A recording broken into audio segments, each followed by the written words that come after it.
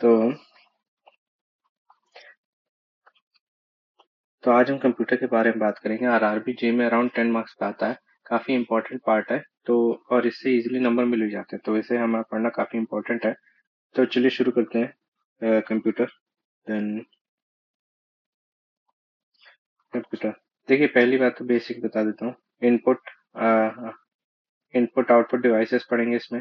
Then CPU related, या फिर और बेसिक से बताता हूँ। ये एक मॉनिटर होता है, एक सीपीयू होता है, माउस होता है, कीबोर्ड होता है। ये सब तो बेसिक्स आप जानते ही होंगे। ठीक है। इनपुट आउटपुट डिवाइसेस होते हैं, रैम रोम होती है, हार्ड डिस्क होते हैं। यही सब हम इसमें पढ़ेंगे। तो शुरू करते हैं। पहली बात तो इन जो कंप्यूटर में प्रोसेस होता है वो कैसे होता है। पहले इनपुट होता है, देन प्रोसेस होता है, देन आउटपुट होता है, और फिर स्टोरेज डिवाइसेस में जाता है। फिर कुछ जनरेशन ऑफ कंप्यूटर्स के बारे में बात करते हैं कि कंप्यूटर कहाँ से शुरू हुआ था। पहली बात तो 1940 से लेके 1956 जो है फर्स्ट जनरेशन ऑफ कंप्यूटर था। ये वैक्यूम बेस्ड कंप्यूटर्स थे, मैग्नेटिक ड्रम्स पे स्टोरेज डिवाइसेस थी, और जिनकी लैंग्वेजेस थी वो मैकेनिकल लैंग्वेज थी। और ये जो इसका एग्जांपल है वो इनाय का यूनिवैक है। इसमें जो टेबल है बहुत इंपॉर्टेंट है। इसमें इसके examples, generation, year and switching device, ये दोनों याद रखना बहुत जरूरी है। फिर सेकंड जनरेशन ऑफ कंप्यूटर पे आते हैं। 1956 से लेके 1963 तक गए थे। ये ट्रांजिस्टर बेस्ड थे। ठीक है। Example PDP 8 and IBM 1401। देखिए, फर्स्ट जनरेशन बहुत इंपॉर्टेंट है, याद रखना, ये कई बार पूछा गया है। ठीक है। फिर थर्ड जनरेशन ऑफ कंप्यूटर पे आते हैं। 1964 से लेके 1971 तक गए थे। ये इंटीग्रेटेड सर्किट पे बेस्ड थे, आईसी जिसे बोलते हैं। और इनके एग्जाम्पल जो थे वो एनसीआर 395 था, और बी 6500 था। Then fourth generation of computer पे आते हैं। ये 1971 से लेके अभी तक चल रहे हैं, और ये माइक्रो प्रोसेसर बेस्ड थे। माइक्रो प्रोसेसर बेस्ड थे। इनके एग्जांपल है इंटेल 4004 चिप एंड मैकिन्टॉश। फिर फिफ्थ जनरेशन ऑफ कंप्यूटर, ये एआई बेस्ड थे। ठीक है। देन ये अभी से चल के आगे फ्यूचर में जब तक चले, जब तक कोई और नई टेक्नोलॉजी ना आ जाए तब तक। फिर कंपोनेंट्स ऑफ कंप्यूटर के बारे में बात करते हैं। इनपुट देते हैं, आउटपुट आता है। ये जो जो बीच में काम होता है इसे बोलते हैं प्रोसेसिंग यूनिट। प्रोसेसिंग यूनिट में क्या होता है, कंट्रोल यूनिट से जाता है, फिर अरिथमेटिक यूनिट में, फिर रजिस्टर्स में। रजिस्टर्स और ये अरिथमेटिक यूनिट क्या होता है, ये सब आगे अभी पढ़ते हैं। और फिर इनपुट डिवाइसेस के बारे में पढ़ लेते हैं अभी। इनपुट डिवाइसेस क्या होता है, ऐसे डिवाइसेस जो इनपुट लेते हैं बाय द यूजर। ठीक है। इनमें क्या क्या आता है, मतलब एक तो ये टेंजिबल नहीं, टेंजिबल इंटेंजिबल होता है। इंटेंजिबल मतलब जिसे छू नहीं सकते।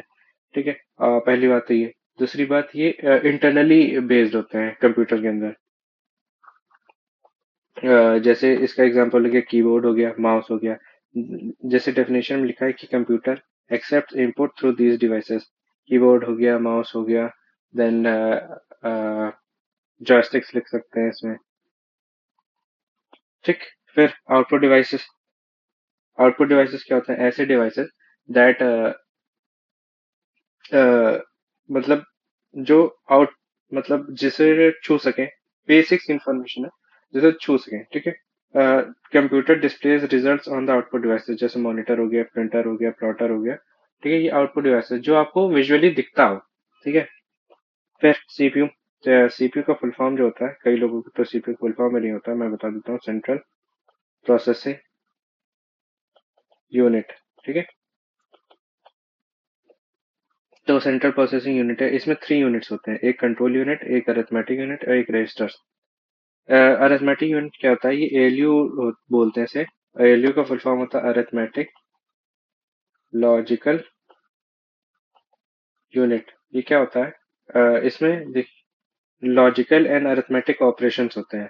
फिर रजिस्टर्स क्या होता है, ये वोलेटाइल मेमोरी होती है, हाई स्पीड मेमोरी, जिसमें जिसपे जिस प्रोसेस में हम काम करें, मतलब जैसे हम वर्डपैड खोल रहे हैं तो ये जो वर्डपैड खुलने का जो प्रोसेस है ये रजिस्टर्स में होता है। ठीक है। ये वोलेटाइल मेमोरी टाइप होती है और ये सुपर फास्टली काम करती है।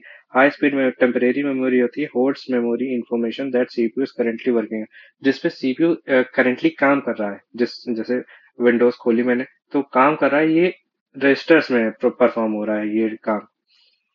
फिर कंट्रोल यूनिट क्या होता है, फिर कंट्रोल यूनिट के बारे में बात करते हैं।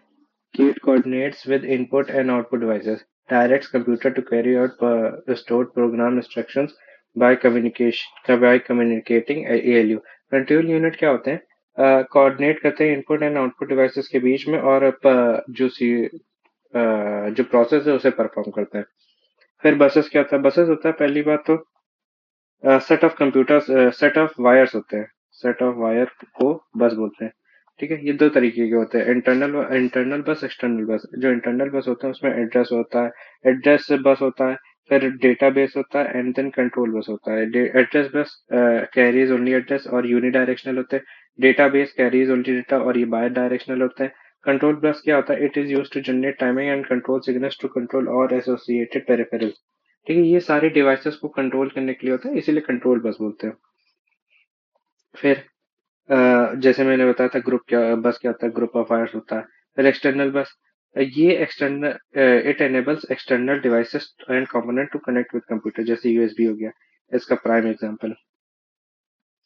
फिर पेरिफेरल डिवाइसेस के बारे में बात करते हैं. पेरिफेरल डिवाइसेस क्या होते हैं? इनपुट डिवाइसेस होते हैं जो एक्सटर्नली कंप्यूटर से जुड़ते हैं ना, उन्हें पेरिफेरल डिवाइसेस कहते हैं. जैसे माउस हो गया, एग्जाम्पल लिख देते हैं, एग्जाम्पल माउस. फिर कीबोर्ड की कुछ कीज होती हैं, क्या क्या होती हैं? Alpha numeric keys. It include letters and keys. जैसे ये कीबोर्ड है, ठीक है. यहाँ पे रुकिए थोड़ा बड़ा बना देते हैं. ये कीबोर्ड है, ठीक है. यहाँ पे अल्फाबेट होते हैं ए बी सी डी वाले. यहाँ पे कीज होती है 1 2 3 वाली. इस पूरे पार्ट को अल्फा न्यूमेरिक कहते हैं. फिर यहाँ पे न्यूमेरिक कीज होती हैं. फिर यहाँ पे कर्सर कीज होती हैं, ठीक है. यहाँ पे पेज अप पेज डाउन होते हैं, इन्हें नेविगेशन कीज कहते हैं.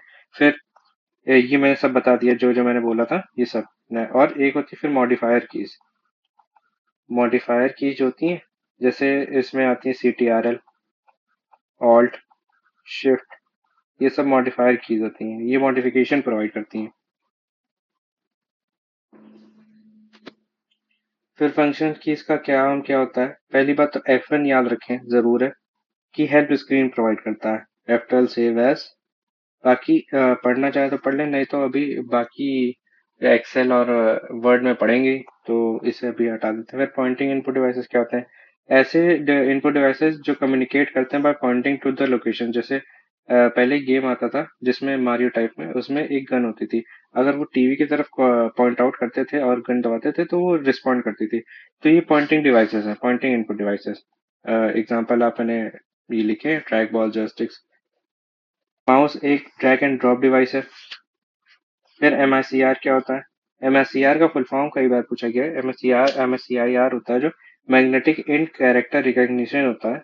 एक तरीके का कोड होता है इनपुट डिवाइसेस, कह रहे हैं एक तरीके का कोड रीडर टाइप होता है, जो आपने चेक्स पे देखा होगा, एक लाइनें टाइप बनी होती है.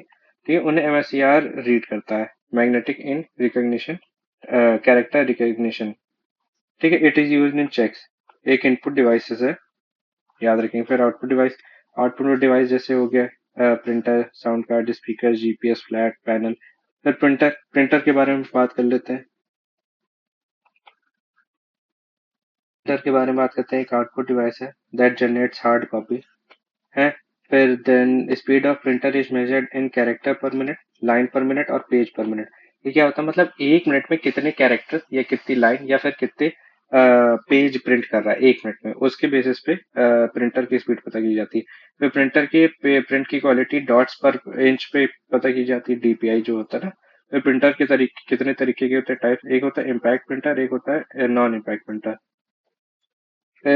Impact printer, dot matrix printer, Daisy wheel, line, drum and chain band printer. और नॉन इम्पैक्ट प्रिंटर जो होते हैं वो होते हैं इंकजेट, लेजर और थर्मल. ये कॉस्टली होते हैं, ठीक है.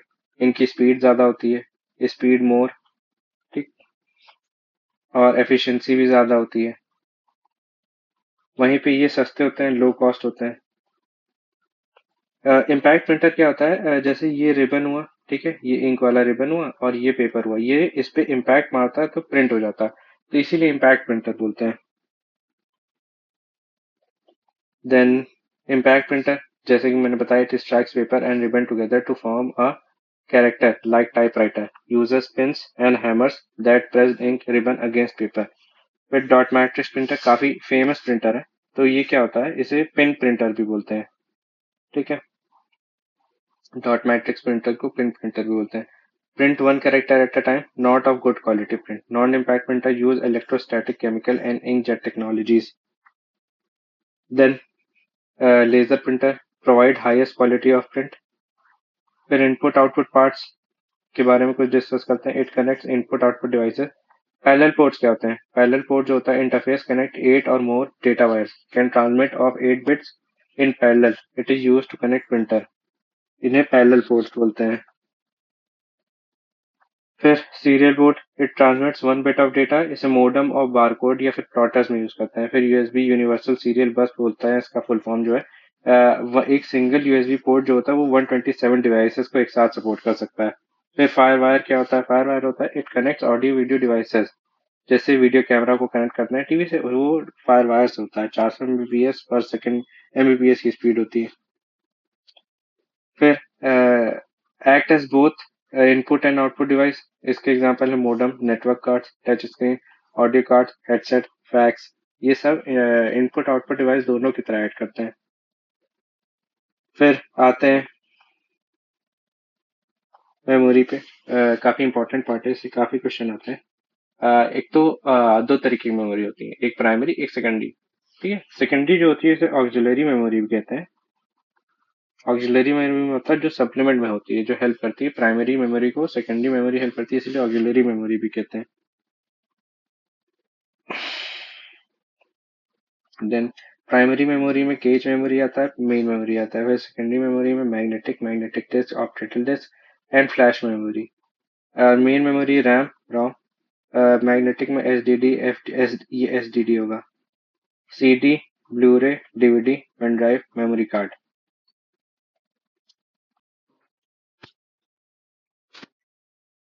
फिर आगे पैरामीटर्स और डिजाइनिंग डिवाइसेस, डिजाइनिंग मेमोरी के बारे में बात करते हैं। इसको छोड़ें, इस पे बात करते हैं कि memory is characterize by the basis of capacity and access time. जो मेमोरी होती है वो एक्सेस टाइम और उसकी कैपेसिटी के बेसिस पे डिफाइन की जाती है। जैसे ये है, रजिस्टर मेमोरी सबसे फास्ट मेमोरी होती है। फिर जैसे जैसे कैपेसिटी बढ़ती है वैसे वैसे उसकी जो एक्सेस टाइम है, मतलब जो उसकी प्रोसेसिंग स्पीड है वो कम होती चली जाती है। वो इससे आप देख ही सकते हैं। फिर on the basis of accessibility बात करते हैं। दो तरीके की मेमोरी होती है, एक रैंडम एक्सेस और एक सीक्वेंशियल एक्सेस। रैंडम एक्सेस क्या होता है? Jump direct to located data, each memory location has unique address. इसके एग्जांपल हैं D RAM and S D RAM, hard disk, ROM. जैसे क्या होता है, ये कोई पटरी है, ठीक है, और एक यहाँ हम यहाँ पे खड़े हैं, देन यहाँ पे हमें जाना है, तो और बीच में यहाँ पे और है, तो वो सीधे यहाँ पे आ जाता है ना, तो इसे रैंडम एक्सेस मेमोरी कहते हैं। बट जब जैसे सीक्वेंशियल एक्सेस में क्या होता है, पहले इस पे जाएगा, देन इस पे जाएगा, देन इस पे जाएगा, देन इस पे जाएगा, फिर यहाँ पे आएगा। तो ये सीक्वेंशियल एक्सेस होता है। ठीक है। ये सीक्वेंशियल एक्सेस होता है, it goes in the sequence, reach at the located data. CD, DVD, magnetic tape इसका बेस्ट एग्जांपल है। जैसे क्या होता है सीडी में, जैसे क्या होता है, आप अगर कोई मूवी चला रहे हैं तो यहाँ से शुरू करके यहाँ से सीधे आप, जैसे हमें 23 से मिनट 22 सेकंड पे जाना है, तो यहाँ से शुरू करेगा फिर यहाँ पे आएगा, सीधे यहाँ पे नहीं आ जाता है। तो ये इसीलिए बोलते हैं, इसीलिए सीडी डीवीडी को सीक्वेंशियल एक्सेस। ठीक है। फिर प्राइमरी मेमोरी के बारे में बात करते हैं। Directly communicates to the CPU, volatile in nature and when power off content got erase. Volatile memory इसलिए बोलते हैं, जैसे ही बंद होगा, अगर सीपीयू बंद हो जाए, तो वो जो मेमोरी में जो इन्फॉर्मेशन है वो खत्म हो जाती है, तुरंत उड़ जाती है, मतलब रिफ्रेश हो जाती है। इसलिए वोलेटाइल मेमोरी बोलते हैं, और इसीलिए प्राइमरी मेमोरी बोलते हैं। इसके बेस्ट एग्जांपल है रैम, रोम एंड केज। ये सुपर फास्ट होती हैं प्रोसेसिंग में, एंड इनकी स्टोरेज कम होती है। जैसे केज की, जो केज मैंने बताया था, आपने फोन में देखा होगा, कभी केज मेमोरी बन जाती है, वो एक टेम्परेरी फाइल मेमोरी होती है। ये जो ऐप होती है उसको रन करने के लिए बनाता है फोन। ठीक है, तो इसलिए होती है। प्राइमरी मेमोरी में जैसे रैम में सेव होता है और इसे यूज कर लेता है तुरंत, और प्रोसेसिंग में कम टाइम लगता है, इसीलिए ऐप खोलते बंद करते हैं आप तुरंत हो जाता है। फिर रैम के बारे में बात करते हैं। इसका फुल फॉर्म जो होगा रैंडम एक्सेस मेमोरी होगा। दो तरीके की होती है, एक स्टैटिक और एक डायनेमिक। स्टैटिक फास्ट होती है, एक्सपेंसिव होती है और कंज्यूम ज्यादा करती है पावर को। ठीक है, और रिफ्रेश नहीं नीड होता। फिर इसी का उल्टा सब कुछ होता है, slow, less expensive, more power, less power consumption and refresh 1000 times per second। फिर रोम के बारे में बात करते हैं। रीड ओनली मेमोरी इसका फुल फॉर्म है, नॉन वोलेटाइल नेचर का होता है। ये सेट ऑफ इंस्ट्रक्शंस इसमें सेव होते हैं, जैसे सेट ऑफ इंस्ट्रक्शंस है, ठीक है, ये इसमें सेव है, और ये वोलेटाइल नेचर की नहीं होती है। फिर ROM, it is use to computer boot up, stores firmware and BIOS. BIOS जैसे कंप्यूटर बूटअप होता है तो ये ROM की वजह से होता है, क्योंकि सेट ऑफ इंस्ट्रक्शंस हमने पहले ही दे दिए हैं कि विंडोज उसमें इंस्टॉल है, सेट ऑफ इंस्ट्रक्शंस है, और उसको बूटअप कर लेगा, ठीक है। बायोस इसमें सेव होता है, और ये नॉन वोलेटाइल की होती है, ठीक है। बायोस का फुल फॉर्म क्या होता है? बायोस का जो फुल फॉर्म होता है बेसिक इनपुट आउटपुट सिस्टम्स होता है। यहाँ पे मैंने कहीं लिखा होगा, हाँ, ये बेसिक इनपुट आउटपुट सिस्टम्स। फिर once data stored can not be deleted और modified but can be read. But ROM भी कई तरीके की होती है। जब पहले बनी थी तो प्रोग्रामेबल रीड ओनली मेमोरी बनी थी। फिर जैसे जैसे टाइम बढ़ा तो नई नई तरीके की रोम भी बनी। तो पी रोम होती है, इट इज ओनली प्रोग्रामेबल होती है, कि प्रोग्राम्ड एक बार हो गए फिर उसे अल्टर नहीं किया जाता। फिर ईपी रोम होती है, ये erasable programmable read only memory होती है। इसमें क्या होता है, डेटा को इरेज किया जा सकता है with the help of UV light. फिर ईईपी रोम होता है, इसमें क्या होता है, यूवी लाइट की जगह इलेक्ट्रिकली इरेजेबल होती है। फिर केच मेमोरी के बारे में बात करते हैं। केच मेमोरी क्या होती है, एक वोलेटाइल मेमोरी होती है, और स्टोरेज बफर की तरह काम करती है between a CPU and stores data that is access at very high speed, ठीक है। हाँ, यहाँ पे लिखा है इंटरफेस की तरह काम करती है between a CPU and main memory. ये मेन मेमोरी है एंड ये सीपीयू, इन दोनों के बीच की जो स्टोरेज काम होती है ना, उसे केच मेमोरी बोलते हैं। इसकी जो कैपेसिटी होती है वो 256 से लेकर 2 MB तक होती है। मोस्ट कंप्यूटर यूजेस L2 और LS3 केज, ठीक है। और जो पुराने कंप्यूटर थे उनमें N1 केज यूज होती थी। फिर सेकेंडरी मेमोरी के बारे में बात करते हैं। इसे मैंने बताया था ऑक्सिलरी मेमोरी बोलते हैं। Data on the secondary memory cannot be directly processed by the CPU, hence it should be first copied to RAM। वो नॉन वोलेटाइल नेचर की होती है, ठीक है। तो सीपीयू जो है, जो सेकेंडरी मेमोरी पे अवेलेबल होती है स्टोरेज, उसे डायरेक्टली नहीं यूज करती, वो पहले रैम के थ्रू, उसे रैम के थ्रू जानी पड़ेगी। फिर hard disk larger storage device होता है। फ्लॉपी डिस्क दो सॉफ्ट मैग्नेटिक डिस्क होती है, अब तो नहीं यूज होती है, छोटी सी होती थी, इतनी बड़ी, और बीच में एक गोला टाइप होता था। तो अब तो नहीं पूछते हैं, क्वेश्चन भी नहीं पूछते हैं, और यूज भी नहीं होते तो कोई मतलब भी नहीं, मतलब। बट ये दो साइज में आती थी, एक 3.5 इंच, एक 5.5 इंच की। जो 3.5 इंच की थी वो 1.44 MB की थी, और जो 5.5 इंच की थी वो 1.2 MB की स्टोरेज रखती थी। ज्यादा स्टोरेज नहीं थी। आजकल तो एक एक टीबी बहुत इजी कॉमन हो गया है, क्योंकि एक तो क्या, जैसे आप फोटो भी लेते हैं तो 4-4 MB की फोटो बना देता है, तो अब तो स्टोरेज भी काफी इंपॉर्टेंट ज्यादा हो गया है, क्योंकि जो फाइल्स हैं वो भी बहुत बड़ी बनने लगी हैं। फिर ऑप्टिकल डिस्क, जो सीडी डीवीडीज होती है, हम तो कोई नहीं यूज करता, लेकिन सीडी डीवीडीज जो होती है वो होती है। एक होती है ऑप्टिकल डिस्क है, इसमें सीडी आती है, ठीक, डीवीडी आती है, एंड देन ब्लू-रे आती है। सीडी जो कैपेसिटी होती है 700 MB 4.7 से लेकर 17 GB तक, एंड ब्लू-रे की जो स्टोरेज होती है 50 GB तक जाती है, ठीक है। और ये इतने तरीके की सीडी डीवीडी और ब्लू-रे होती है। फिर सॉलिड स्टेट ड्राइव क्या होता है, एसएसडी जिसे बोलते हैं, ठीक है। It is device that is not under control of processing unit, processing unit के कंट्रोल में डायरेक्टली नहीं होती। जैसे इसका एग्जांपल होता है जो एक्सटर्नल हार्ड ड्राइव्स हो गई, ठीक है, देन यूएसबीज हो गई, ये होती हैं। फिर मैग्नेटिक टेप क्या होता है, इट स्टोर्स डिजिटल इन्फो, ठीक है। एक मैग्नेटिक टेप होता है that is use to record digital recording होते हैं, और अप टू 1 TB तक मैक्सिमम स्टोरेज होती है। फिर बफर मेमोरी क्या होती है, बफर मेमोरी जैसे केज मेमोरी हो गई, it works as a interface between a CPU and main memory, ठीक है। Buffer is a temporary physical storage that is use to hold data during execution of process from one place to another, जैसे मैंने बताया था। फिर virtual memory क्या होती है, आजकल देखा होगा कि कंप्यूटरों फोन्स में वर्चुअल मेमोरी का काफी वो हो गया है, कि 8 GB प्लस 8 GB बोलने लगे हैं, 16 GB प्लस 8 GB, ठीक है। तो क्या होता है, ये इंटरनल एक्सटर्नल हार्डवेयर और क्या बोलते हैं, सॉफ्टवेयर, इन दोनों को मिला के एक ऐसी मेमोरी बनाई जाती है जो नॉन वोलेटाइल नेचर होता है, और अनलिमिटेड मेमोरी होती है, ठीक है। It is technique to extend storage capacities of memory by using software and hardware, और नॉन वोलेटाइल होती है। फिर डिस्ट्रक्टिव रीडआउट क्या होता है, जैसे क्या होता है, जैसे ये मेन मेमोरी हो गया, ये सी रैम हो गया, ठीक है। तो मेन मेमोरी से रैम में स्टोरेज डालते हैं, फिर इसको प्रोसेस करके यूज करते हैं। तो क्या होता है, जब इस ये मेन मेमोरी, नहीं, ये जैसे हार्ड डिस्क हो गई, ठीक है, और ये होगी रैम। तो जैसे जैसे एग्जीक्यूशन होता है रैम में, जो भी प्रोग्राम्स रन होते हैं वो हार्ड डिस्क में डिलीट होते चले जाते हैं, ये डिस्ट्रक्टिव रीड आउट होता है। इसका मतलब अब डेफिनेशन बात कर लेते हैं कि one data is read from the memory and the store data is extracted from memory and in the process the data erased in the source. फिर नॉन डिस्ट्रक्टिव इसका अपोजिट होता है। फिर बिट, कुछ स्टोरेज के बारे में बात कर लेते हैं। बिट क्या होता है? Bit stand for binary digit. इसको या तो जीरो या फिर वन में डिपेक्ट किया जाता है। फिर बाइट, बिट से मिलता है, बिट को जोड़ के बनाते हैं बाइट, और बिट होती है 8 बिट। मिनिमम जो होती है वो 8 बिट होती है। फिर निबल जो होता है वो 4 बिट्स होती हैं। फिर किलोबाइट जैसे केबी, एमबी और इतनी, ये सब होता है ना, तो ये सब स्टोरेज की यूनिट है।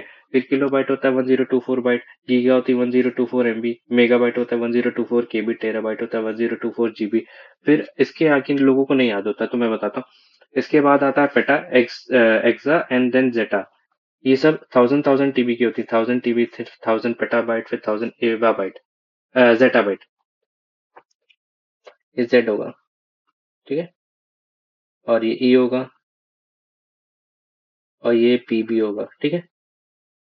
तो जो मैक्सिमम जो स्टोरेज वो यूनिट होती है उसे जियो बाइट बोलते हैं, जियो बाइट। और जो बिट होती है वो मिनिमम होती है, स्मॉलेस्ट। फिर byte can represent number between 0 to 50 and 255। फिर कंप्यूटर नेटवर्क के बारे में बात करते हैं। Computer network is a collection of two or more computers which are connected together to share information. जैसे एक नेटवर्क हो गया, कई कंप्यूटर जुड़े होते हैं। जैसे इंटरनेट में क्या होता है, कंप्यूटर जुड़े होते हैं इन अ नेटवर्क। जो पहला नेटवर्क था उसे ARPA नेट बोलते हैं। ये बाय यूएस बनाया गया था for their defence purpose. But बाद में यही कंप्यूटर नेटवर्क को नेशनलाइज कर दिया गया, फिर अब तो सबको यूज करता है, इसी के थ्रू इंटरनेट चलता है। तो ARPA नेट क्या था, इसका फुल फॉर्म क्या था? Advance research project agency network. ठीक है, ये इसका फुल फॉर्म था। ये फर्स्ट कंप्यूटर नेटवर्क था, advance research project agency network. फिर नेटवर्क के जो क्लासिफिकेशन है वो किस किस बेसिस पे? टोपोलॉजी पे, डिजाइन पे, ज्योग्राफी पे, ट्रांजैक्शन मीडिया पे और प्रोटोकॉल पे। ठीक है। तो बस टोपोलॉजी पे जैसे फिजिकल जो कैरेक्टरिस्टिक्स होती हैं, मतलब किस बेसिस पे बांटा गया, अभी पढ़ते हैं। फिर network design, peer to peer, फिर ज्योग्राफिकल एरिया। तो पढ़ते हैं network topology. Refers to network laid out इधर फिजिकली और लॉजिकली। ज्योमेट्रिक अरेंजमेंट होता है इसमें नेटवर्क का। एग्जाम्पल पहला करते हैं बस टोपोलॉजी। इसमें single line to which all nodes are connected, ये होता है ना। जैसे एक कंप्यूटर यहाँ पे, एक कंप्यूटर यहाँ पे, एक यहाँ पे, ये सारे कनेक्टेड है लीनियरली। इसे बस टोपोलॉजी कहते हैं। फिर रिंग टोपोलॉजी। रिंग टोपोलॉजी का ये एग्जाम्पल है। हाई परफॉर्मेंस होता है, every node is connected to exactly two. जैसे ये वाला नोड इधर से कनेक्टेड है, इधर से कनेक्टेड है, नहीं दिख रहा होगा तो ये इधर से कनेक्टेड है, देन इधर से भी कनेक्टेड है। तो एक नोड दूसरे अगले दो नोड से कनेक्टेड होता है। शॉर्ट केबल रिक्वायर होती है, data flow is in one direction. Fault diagnosis जो होता है डिफिकल्ट होता है, क्योंकि खराब गया तो पता थोड़ी चलेगा कि कौन सा उसमें खराब हुआ है। फिर failure in single computer affect the whole network. जैसे ये पूरा सर्किल बना रहे हैं, इसमें ये वाला अगर बाहर निकाल दे तो खराब जाएगा ना पूरा टोपोलॉजी। फिर स्टार टोपोलॉजी, ये एग्जांपल है। ठीक है, peripheral nodes are connected to a central node. अगर इसमें सेंट्रल वाला में दिक्कत आती है तो सारे नोड में दिक्कत आ जाएगी। अगर लेकिन इसमें ये फायदा है कि जैसे और नोड आगे बढ़ाना तो यहीं से और शुरू कर सकते हैं, तो ये फायदा हो जाता है। Require more cable length, it hub fails, entire network is disabled, जैसे बताया। ठीक है। और star network can be extended by another star hub, जैसे मैंने बताया था यहाँ पे। ठीक है। फिर मेश टोपोलॉजी। मेश टोपोलॉजी का एग्जांपल ये है। ठीक है, एक कंप्यूटर दूसरे कंप्यूटर से जुड़ा होता है, सारे कंप्यूटर एक दूसरे से जुड़े होते हैं, कंप्लीटली इंटरकनेक्टेड होते हैं। Every node has dedicated point link provide by directional link. फिर failure any node do not affect network, use for long distance networking, long wire and needed complex होता है नेचर इसका। फिर ट्री टोपोलॉजी क्या होता है? ये होता है एक पेरेंट नोड का एक चाइल्ड नोड होता है, इसमें हायरार्किकल नेचर होता है। ठीक है, कैरेक्टरिस्टिक ऑफ बस एंड स्टार टोपोलॉजी होती है। फिर कंप्यूटर मॉडल्स जो होते हैं, ठीक है, जैसे ऊपर पढ़ा था ना, क्लाइंट सर्वर और peer to peer. Client server क्या होता है? Client act as active device and server act as passively. इसमें क्या होता है? जैसे ये सर्वर है, ठीक है, और यहाँ पे यूजर है, तो ये पैसिव की तरह काम करता है सर्वर हमारा, ये सर्वर है हमारा। ठीक है, और ये यूजर है जिसे क्लाइंट बोलते हैं। तो इसको डेटा पैकेट्स भेजता जो है, ठीक है, उस बेसिस पे। फिर पीयर टू पीयर क्या होता है? ये जो हमारा P2P नेटवर्क है, इसे पीयर टू पीयर बोलते हैं। इसमें वाया यूएसबी शेयरिंग फाइल्स होती है। इसमें एक ही computer act as both server and client. ठीक है, यूएसबी से जुड़े होते हैं और क्लाइंट और सर्वर दोनों की तरह काम करते हैं। फिर on the basis of geographical nature, ठीक है, पैन, इसे क्या बोलते हैं, पर्सनल एरिया नेटवर्क। जैसे क्या हो गया, नैस हो गया, ठीक है, नेटवर्क एरिया स्टोरेज जो होता है, ठीक है, एक अपना पर्सनल एरिया मतलब उस नेटवर्क बना लेते हैं, जैसे ब्लूटूथ हो गया, ठीक है, Z wave, Zigbee, wireless USB. फिर लैन हो गया, लोकल एरिया नेटवर्क। ये क्या होता है, शॉर्ट एरिया में एक कंप्यूटर को कनेक्ट, जैसे बिल्डिंग में सारे कंप्यूटर, स्कूल में सारे कंप्यूटर कनेक्ट। फिर कैंपस, एक पूरे कैंपस में जैसे पूरे कॉलेज में ही कनेक्ट कर दिया गया, ठीक है, 2 to 3 किलोमीटर की रेंज होती है। फिर मैन हो गया, मेट्रोपॉलिटन एरिया नेटवर्क, जैसे पूरी सिटी ही कनेक्ट कर दी गई। फिर डब्ल वैन होता है, वाइड एरिया नेटवर्क, इसमें पूरी कंट्री ही कनेक्ट कर दी गई। फिर ट्रांसमिशन मीडिया पे दो तरीके से नेटवर्क को कनेक्ट किया जाता है, गाइडेड मीडिया के थ्रू, ठीक है, एंड अनगाइडेड मीडिया के थ्रू। गाइडेड मीडिया जैसे तार वार यूज करते हैं, जैसे फाइबर ऑप्टिक्स हो गया, कोएक्सियल केबल हो गया, ट्विस्टेड एयर केबल हो गया। लेकिन अनगाइडेड मीडिया में जैसे क्या होता है, जैसे आजकल का जियो का वो शुरू हुआ है फाइबर, एयर फाइबर। तो इसमें माइक्रोवेव्स या रेडियो वेव्स ये सब यूज की जाती है, इंफ्रारेड, ठीक है। अनगाइडेड मीडिया में ये सब यूज किया जाता है। फिर ओएसआई मॉडल क्या होता है, ओएसआई मॉडल, ठीक है, इसका एग्जांपल, इसका जो फुल फॉर्म होता है ओएसआई का, वो होता है ओएसआई का, रुकिए मैं बताता हूँ। OSI, open system interconnection, open system interconnection बोलते हैं। ये क्या होता है, जैसे एक सेट ऑफ, जैसे प्रोग्राम बनाया गया तो इसे दूसरे सेट ऑफ कंप्यूटर पे रन कराया जा सके, ये ओएसआई लेयर के थ्रू होता है, ओएसआई मॉडल के थ्रू। तो इसका फुल फॉर्म होता है ओपन सिस्टम इंटरकनेक्शन। डेफिनेशन आप पढ़ लें कि layered framework for design of network that allows communication between all types of computer system. जैसे मैंने बताया ना, ऑल टाइप्स ऑफ मतलब एक कंप्यूटर से दूसरे कंप्यूटर में सारे जो रिलेशन डेवलप हो जाता है ना, कि इस डिवाइसेस पे भी रन हो गया, इस डिवाइसेस पे भी ये प्रोग्राम रन हो गया, तो ये ओएसआई लेयर के थ्रू होता है, open system interconnection. Then network devices के बारे में बात करते हैं। अ, जो डिवाइसेस यूज होते हैं नेटवर्क में, कौन कौन से होते हैं, रिपीटर होता है पहली बात तो, फिर हब होता है, फिर गेटवे होता है, फिर स्विच होता है, देन ब्रिज होता है, देन राउटर होता है, ये ब्राउटर होता है, मॉडेम होता है, ईथरनेट कार्ड होता है, मल्टी, ठीक है। रिपीटर क्या होता है, operates on physical layer on of OSI model, amplify signals when transported over a long distance to restore the strength. फिर हब के बारे में बात करते हैं। It connect multiple devices in a network, behaves as a centralized connection. इसमें क्या होता है, मल्टीपल डिवाइसेस आके, जो नेटवर्क में मल्टीपल डिवाइसेस है वो सब इसी में हब में आके कनेक्ट हो जाते हैं। और रिपीटर होता है, जो सिग्नल्स को बढ़ाने में हेल्प करता है। जैसे वाईफाई के सिग्नल 500 मीटर पे जाके वीक हो गए, तो रिपीटर लगा देंगे तो सिग्नल्स हमारे और स्ट्रांग हो जाएंगे। तो ये उसका काम होता है। फिर गेटवे क्या होता है, इंटरकनेक्टिंग डिवाइसेस होता है which joins two different network protocol together called protocol connector. Converters serve as entry exit point of network. जैसे क्या होता है, हब में लाए, ठीक है, फिर हब से निकला तार, तो क्या होता है, एक गेटवे लगाया जाता है, इंटरकनेक्टिंग डिवाइस होता है, ठीक है, एग्जिट, एंट्री एग्जिट का एक तरीके का गेट की तरह प्रोवाइड कर देता है। प्रोटोकॉल कनेक्ट कन्वर्टर्स होते हैं, जैसे पहले वाले कंप्यूटर से आया, ठीक है, और यहाँ पे गेटवे लगा, फिर सेकंड कंप्यूटर में जाना है, तो ये इस डिवाइस के कंप्यूटर सिग्नल्स को कोड डिकोड करके और कन्वर्ट करके फिर डिवाइस 2 में लेके जाएगा ना, तो ये गेटवे के थ्रू करते हैं, ठीक है। फिर स्विच क्या होता है, switch hardware device joins multiple computers together with one LAN. Switch के थ्रू हार्डवेयर डिवाइस जो होते हैं वो मल्टीपल कंप्यूटर्स को ज्वाइन करते हैं with one LAN, works on OSI model, helps to reduce overall network traffic. फिर से मैं बताता हूँ स्विच, लोगों को कंफ्यूजन हो जाता है। स्विच क्या होता है, एक हार्डवेयर डिवाइस है जो मल्टीपल कंप्यूटर्स को एक ही लाइन में कनेक्ट करता है, ठीक है, ये स्विच का काम है। स्विच जैसा ही ये मिलता जुलता ब्रिज होता है, ठीक है। Similar functions as switch, filters data traffic at network boundary, reduces the amount of traffic on LAN, supports one network, while switches offer 4 or more networks. switcher में 4 से ज्यादा नेटवर्क सपोर्ट करता है और ब्रिज में एक ही नेटवर्क सपोर्ट करता है। ये भी लाइन पे प्रेशर कम, ट्रैफिक कंट्रोल करने में काम करता है, ठीक है। तो स्विच और ब्रिज में काफी कंफ्यूजन हो जाता है। फिर राउटर क्या होता है, networking device use to transmit data over a computer network from one point to another in a form of data packet. Router क्या होता है, आपने घरों में देखा होगा राउटर लगे होते हैं, तो क्या होता है, ये डेटा पैकेट्स को एक जगह से दूसरी जगह भेजने में काम करता है। फिर राउटर क्या होता है? Networking device function as both and bridge and router. ठीक है, तो ये लैन पे प्रेशर भी कम, ट्रैफिक भी कंट्रोल करता है, और एज अ राउटर भी मतलब एक जगह से दूसरी जगह डेटा पैकेट्स को ट्रांसफर करने में हेल्प करता है राउटर। ठीक है, routes data to individual system within a network. फिर मोडम क्या होता है? It converts digital signal to analog signal. इसका फुल फॉर्म जो होता है वो मॉड्यूलेटर डिमॉड्यूलेटर होता है। ये एनालॉग सिग्नल को डिजिटल सिग्नल और उसको वॉइस वर्सा कन्वर्ट करने में हेल्प करता है। फिर ईथरनेट कार्ड क्या होता है? ईथरनेट कार्ड होता है जैसे आपको इंटरनेट चलाना हो, आपके में वाईफाई ना अवेलेबल हो, तो ईथरनेट कार्ड लगा लीजिए, ये आपको वाईफाई एनेबल्ड सपोर्ट कर देगा। इसे एनआईसी कार्ड भी बोलते हैं, नेटवर्क इंटरफेस कार्ड। तो एनआईसी कार्ड भी बोलते हैं नेटवर्क इंटरफेस कार्ड्स। फिर मल्टीप्लेक्सिंग क्या होता है? Multiplexing is a technique used for sending several signal simultaneously over a common medium.